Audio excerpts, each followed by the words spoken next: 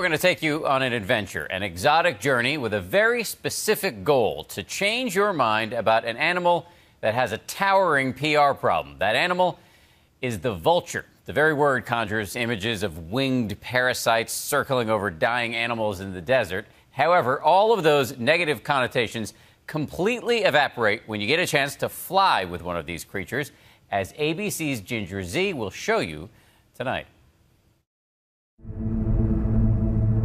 It's a once-in-a-lifetime, heart-pumping adventure, and it starts 5,000 feet above solid ground. See the mountains in the distance? Those are the famous Himalayas. And that bird that just flew in to eat from my hand? A vulture. I get to fly with the creatures that most people find revolting. As breathtaking and odd as all of this looks, this wild journey has real purpose. It's 0 hour in the not-so-pretty war to save the vulture. In the last 15 to 20 years, we've lost 99.9% of some species of vulture across the Indian subcontinent. That's millions of nature's cleaners almost cleaned out. While vultures come in many shapes and sizes, the beasts don't typically evoke instant empathy, but they do have a champion in this guy, Scott Mason, for a reason. We need our vultures. They're vitally important. To learn more about this environmental tipping point, we must travel to the other side of the world, Nepal, a nation sandwiched between India and China. As the vulture flies, it's more than 7,000 miles from New York City. I'm hearing a lot of percussion. Whoa. It's Tibetan monks. Nepal is full of ancient culture and religion that bleeds into the streets. And those streets, they're full of curious children. Farmlands lined with weathered faces, cows and horses occupy the roads, a constant reminder that we are far, far from home. I've made a prayer. Hopefully our flight goes well. But the focus for this trip, the threatened vulture. We are in a village called Gachok, which is the location for a vulture feeding site. There's carcasses everywhere. It is a little eerie. The vulture's main predator, a cheap anti-inflammation drug given to cattle. The vultures are declining because of a drug called diclofenac. When the cow dies, the vultures feed from the carcass and diclofenac kills them. That's why Scott started this place, the Vulture Restaurant. It's one spot vultures can eat toxin-free. Does this give you joy? Yeah. It's just nice to see it working. I would think I would have been grossed out, but it's more the nature is like, wow. But Scott's plan to flip the vulture's script extends high above this, where we fly side by side with the endangered beast in a unique sport called Parahawking.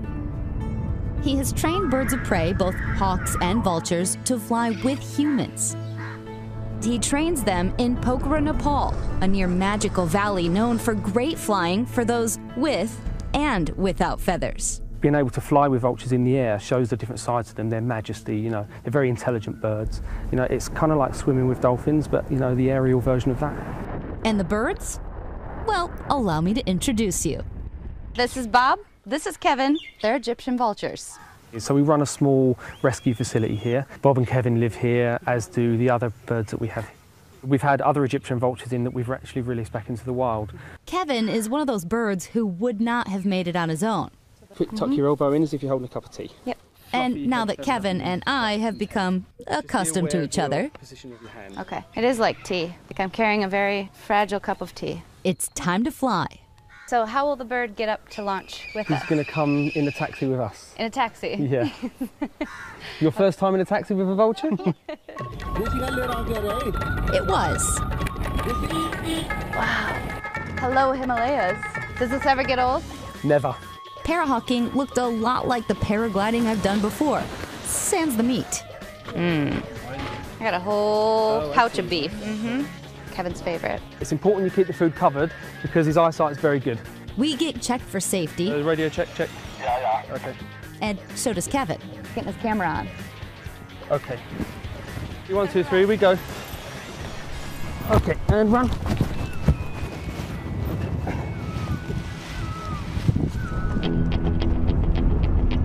Once we're flying, we have to sync up with Kevin, who's circling below us. We're losing height, that's for sure. And then, Okay, 3, 2, 1. the routine begins. Hey, Kevin. As we call him a half dozen more times, you can feel the rush of Kevin coming in. Hello again, Kevin. Yeah, we did it. It's magic. Forget that. It's not just magic, it's majesty. Here he comes. You say 3, 2, 1. And he's out. But all of a sudden, our flight is interrupted. One wild's on him and another one coming in, Tracy. A native Egyptian vulture is harassing Kevin. He rolls on his back, flying upside down, defending with his talons. Okay, Kevin's heading home, so just call him when you can. We all have to get out of there fast. Oh! Yeah. It's a bit of an adrenaline rush. We did a quick exit. We had a wild Egyptian vulture come in. We've got to sort of respect the wild birds. This is their territory, it's breeding season. Kevin made it home safely too, even got his routine egg for dessert. When they're flying, it's almost like we're a joke to them. And I think we're very smooth. But they're like, I guess I'll catch up to this thing. And then he's like, see ya, I'm good. And we hope they are good or even great someday, because in Nepal and everywhere, Kevin, Bob, and the rest of the vultures need to be saved. And we have to do whatever we can to try and reverse the decline of the vultures to prevent their extinction. What we're trying to do is educate people to show how majestic they are and how graceful and beautiful and how nice they are. Hopefully, people start to have a little higher regard for them as a species. A higher regard, a higher calling to save a species at their vital moment. For Nightline, I'm Ginger Z in Pokhara, Nepal.